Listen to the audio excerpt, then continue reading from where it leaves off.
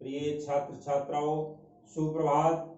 आज इस online video के माध्यम से मैं Suresh Chandra mother's public school Bisalpur से उपस्थित हूं और आप सबका इस ऑनलाइन शिक्षण में स्वागत है, अभिनंदन है। बच्चों, आज हिंदी बसंत में हमारी जो कविता है जिसका शीर्षक है दीवानों की हस्ती, ये चैप्टर 4 है। इसका आज हम सब लोग इस वीडियो के माध्यम से अध्ययन करेंगे। ये कविता की रचना करने वाले रचयिता श्री भगवती चरण वर्मा जी हैं। बच्चों, कवि ने कितने अथक प्रयास से पूरी पोएम लिखी हुई होगी। कवि बहुत ऊंची चीज होता है। अगर ये कवि नदी के तट पर बैठ जाए तो पानी के हिलोरों के बारे में क्या क्या लिख दे। अगर ये पर्वत पहाड़ पर बैठ जाए तो ऊंचाइयों के बारे में क्या क्या लिख दे, आकाश के बारे में क्या लिख दे, पक्षियों के बारे में क्या लिख दे।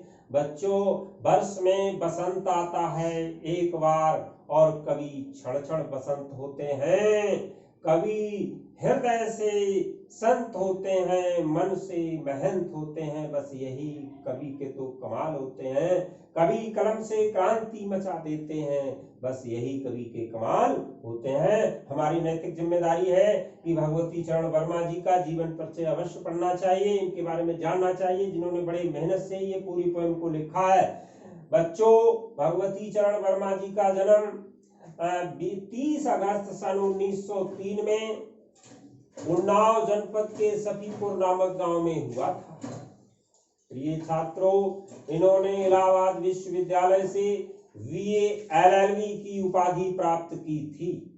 वर्मा जी आरंभ में कविता लेखन करते थे, परंतु बाद में उपन्यासकार के रूप में ये सुप्रसिद्ध हुए।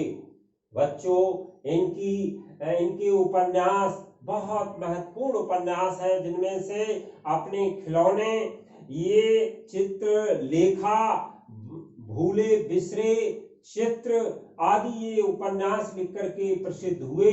आज ये हमारे बीच नहीं है। इनकी मृत्यु 5 अक्टूबर सन 1981 को हो गई। आज ये हमारे बीच नहीं है, लेकिन इनकी लिखी हुई कविता आज हम सब लोग पढ़ रहे हैं, इसलिए याद आ गई प्रसंगवश, तो मैंने आपको इनके बारे में बता दिया। थोड़ा बहुत समझ में आ गया होगा। अब बच्चों, इस पूरी कविता का भाव क्या है।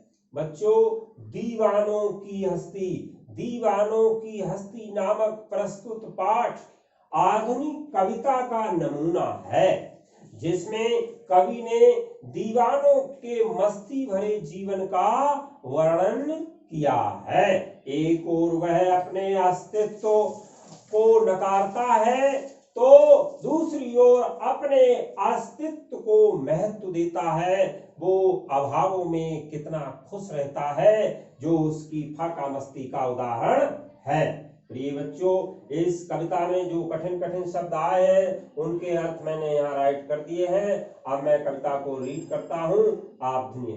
हम दीवानों की क्या हस्ती है, आज यहाँ कल वहां चले। इन पंक्तियों में कवि ने मौज मस्ती की दुनिया में खोए रहने वाले लोगों के कार्य व्यवहार का वर्णन किया है। हम दीवानों की क्या हस्ती, दुनिया में मस्ती से जीने वालों लोग संसार के अन्य लोगों से कहते हैं कि उनकी हस्ती क्या है, हैसियत क्या है। आज यहाँ कल वहां चले, आज यहाँ है कल वहां है और ना जाने कहां होंगे। मस्ती का आलम साथ चला, हम धूल उड़ाते जा चले। खुशियों से वंचित लोगों के बीच अभी वे उनके लिए खुशियों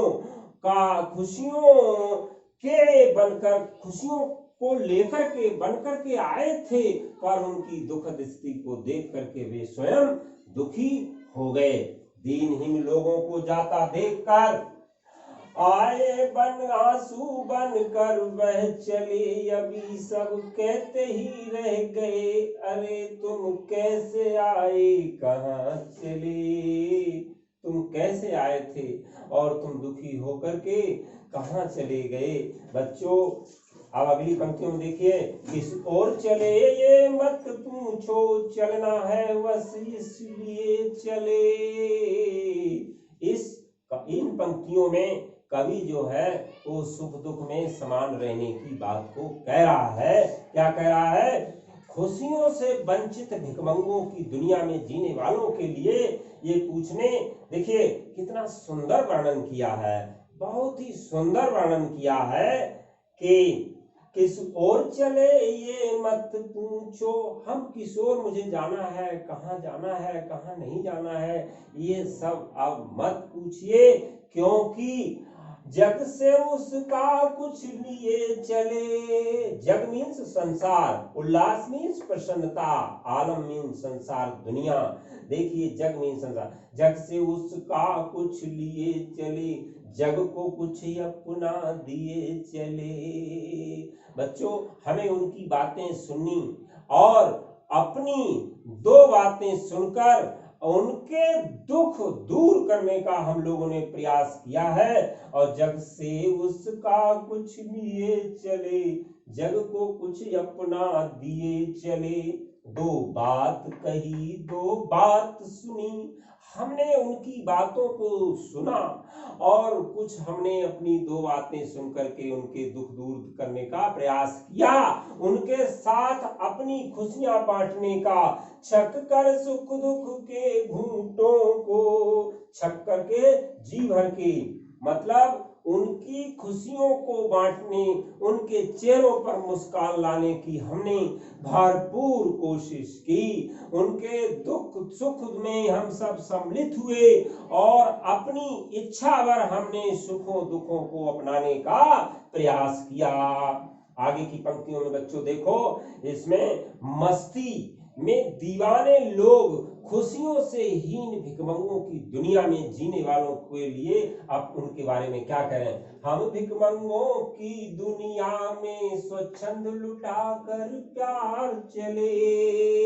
स्वच्छंद का अर्थ होता है मुक्त रूप से, और निशानी मीन्स पहचान चिन्ह। ये आया है एक निशानी सी और पर ले, असफलता का भार चले। और मीन्स हृदय, और पराया मीन्स दूसरों का आबाद रहना, हंसी खुशी से जीवन बिताना। बच्चों हम भिखमंगों की दुनिया में स्वच्छंद लुटा कर प्यार चले, कि हम खुशियों से हीन अभावों की दुनिया में भिखमंगों जैसा जीवन बिताने वाले लोगों के बीच हमने अपना प्यार लुटाया। इस हम एक निशानी सी उर पर ले, असफलता का भार चले। इस असफलता को हमने भार मानकर एक अमिट निशानी, एक निशानी सी उर पर, उर मीन्स हृदय पर, एक अमिट निशानी हमने अपने हृदय पर अंकित करके लिख लिया है। और वे आगे बताते हैं कि हमारे लिए कोई अपना या पराया नहीं है, हम सभी को एक भाव से देखते हैं।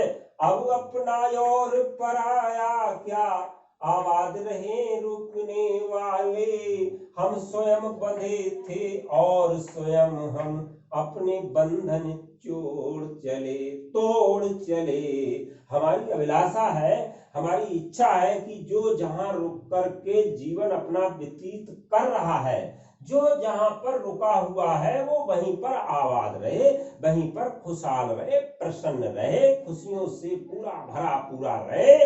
हमने अपने लिए ये हम स्वयं बंधे थे और हम तो स्वयं बंधे थे, और हमने अब हम इन बंधनों को तोड़ करके प्रस्थान कर रहे हैं, स्वयं जा रहे हैं, जिससे अन्यत्र रहने वाले को, यानी जो कहीं अन्य जगह पर रहते हैं, वो लोग मस्ती और खुशियों का संदेश देते हुए उनके जीवन में खुशियां भर सकें। बच्चों ये बहुत सुंदर कविता लिखी है भगवती चरण वर्मा जी ने। इस पूरी कविता का ये व्याख्या है, ये पूरा मैंने विस्तार से आपको इसकी पूरी व्याख्या बता दी।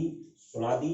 इस वीडियो को बार बार देखते रहें तो आपको कभी कोई दिक्कत हो तो तुरंत समझ में आ जाएगा। ये सभी अपनी कॉपी पर नोट कर लेंगे, ये पूरी कविता भी अपनी कॉपी पर नोट कर लेंगे। और मैं समझता हूँ आपकी समझ में आ गया होगा, समझ में आ गया। और आप ऑनलाइन वीडियो में अगले टर्न पर फिर मिलते हैं। ओके, थैंक यू, बहुत बहुत धन्यवाद।